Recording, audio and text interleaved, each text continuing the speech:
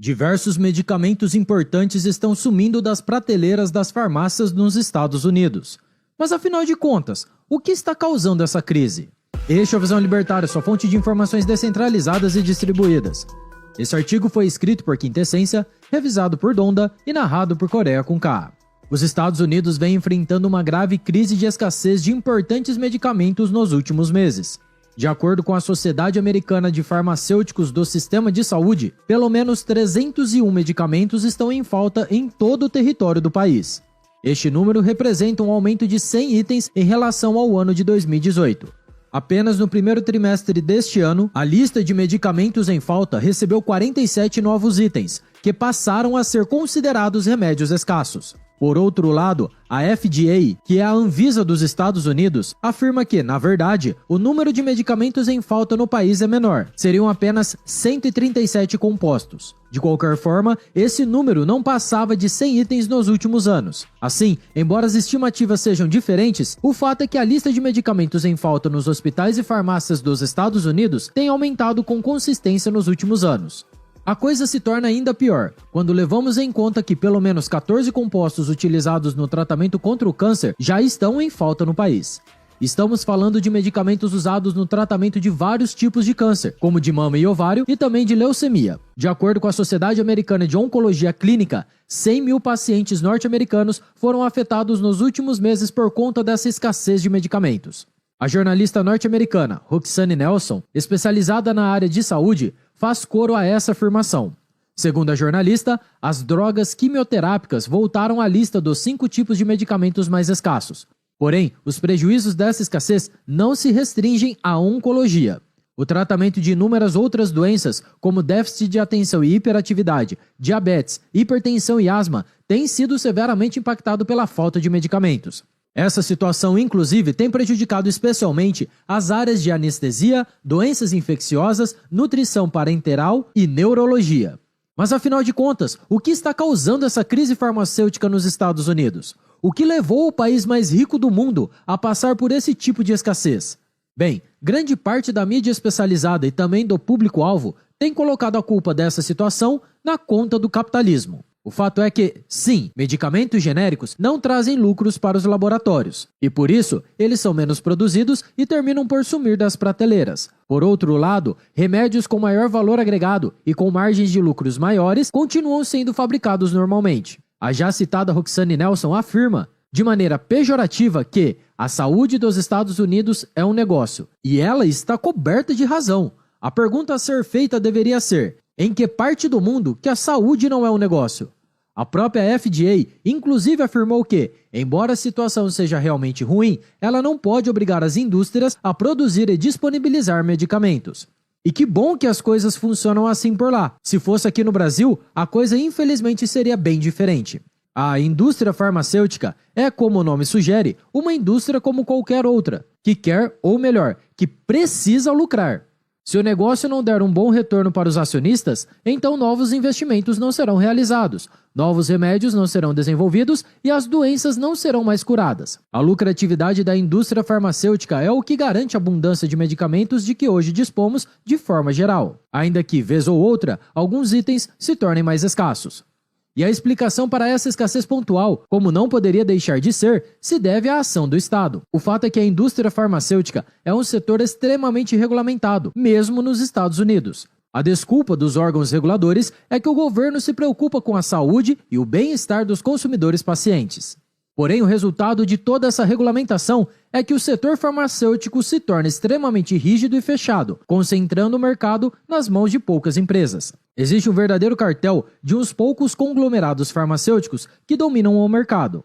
Por outro lado, iniciar novos laboratórios é praticamente inviável, dado o alto custo imposto a essa atividade pela regulamentação estatal. Hoje, a indústria farmacêutica, diga-se de passagem em escala global, é dominada por grandes nomes como Pfizer e Johnson & Johnson, empresa que, por sinal, foram adoradas como totens pelos pandeminions nos últimos anos. Porém, o Estado faz mais do que simplesmente fechar o mercado para novos concorrentes. Ele também cria regulamentações que inviabilizam novos investimentos por parte das empresas que já atuam no mercado. A fiscalização dos órgãos reguladores chega a ser cruel em muitos casos. Por exemplo, se um desses órgãos fiscalizar uma fábrica de medicamentos e encontrar algo errado, ele interrompe toda a produção e manda recolher todos os medicamentos já em circulação. É desnecessário pontuar o quanto isso prejudica todo o mercado farmacêutico.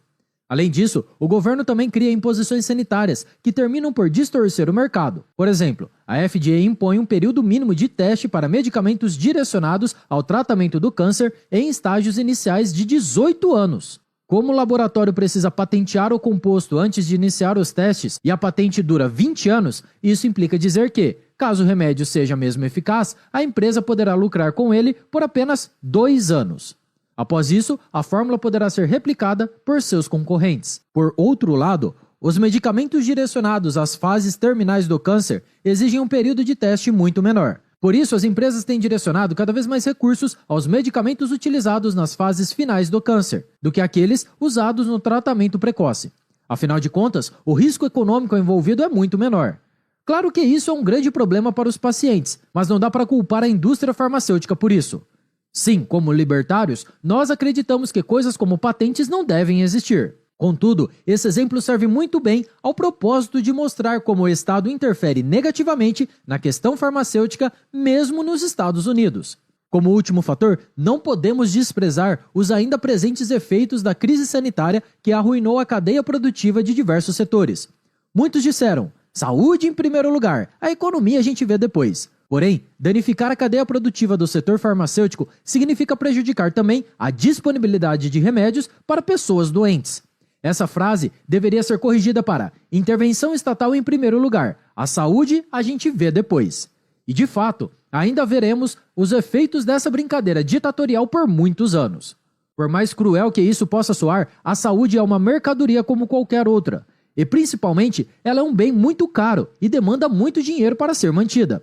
Quem quiser desfrutar de uma saúde perfeita durante toda a vida, vai ter que desembolsar uma boa grana, seja com planos de saúde, seja com tratamentos, seja com medicamentos.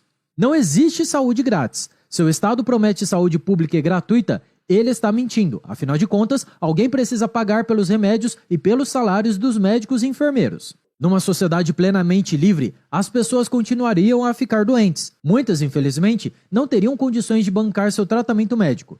Isso é algo bastante triste, mas é a realidade. O ser humano sempre conviveu com a morte e a doença, e ninguém é capaz de mudar isso, nem mesmo o Estado. E o fato é que existem doenças que simplesmente são caras demais para serem curadas. A verdade é que viver não é barato, muito menos de graça. Contudo, ter saúde hoje em dia é muito mais barato e acessível que no passado, e isso se deve principalmente ao livre mercado. Doenças que em outros tempos eram verdadeira sentença de morte, hoje são facilmente tratadas, a um preço bastante razoável.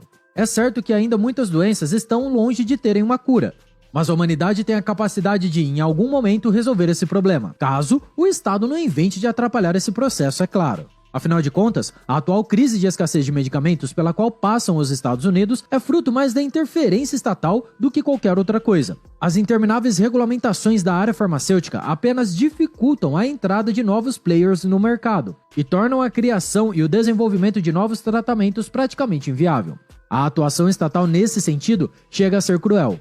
Por causa de tantas intervenções, milhares de pessoas perdem suas vidas todos os anos. Portanto, é incrível imaginar que ainda tem gente que defende esse maléfico arranjo chamado de saúde pública, gratuita e de qualidade. Obrigado por sua audiência. Se você gostou desse vídeo, clique no ícone de curtir abaixo e compartilhe em sua rede social. Caso deseje ser notificado de outros vídeos, inscreva-se no canal e depois clique no ícone da campainha. Escreva artigos você também, acesse visãolibertaria.com. Até a próxima e tchau, obrigado.